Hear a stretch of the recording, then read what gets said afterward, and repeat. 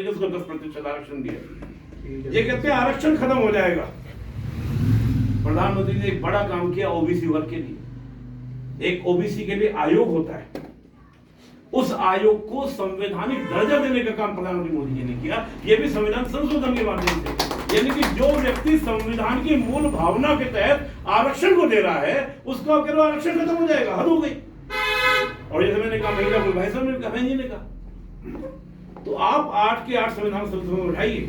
उन सारे संशोधन में क्या है, आप कहीं भी नहीं कर सकती उन्होंने किसी संवैधानिक संस्था, शक्ति पृथक्करण के सिद्धांत और दूसरा लोगों के लिए किसी तरह का सामाजिक न्याय न किया हो। और जब मैं नेहरू जी की बात करता हूं, इंदिरा जी की बात करता हूं, बहुत सारी चीजें। नेहरू जी ने पहला संविधान संशोधन किया। पहले संविधान संशोधन में सबसे बड़ी बात क्या की, सबसे पहले न्यायपालिका को डंडा चलाया।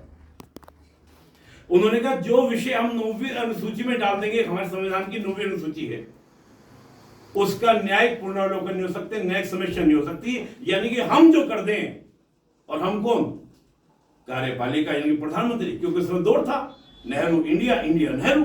ये तो हमने नारा सुना है संसद के अंदर, इंदिरा इंडिया, इंडिया इंदिरा। किसी की मजाल थी उसमें, नेहरू जी का केस पर बोलते, आज तो सब बोलते हैं मोदी जी का केस। पूरा अधिकार है बोलने का अधिकार। और ये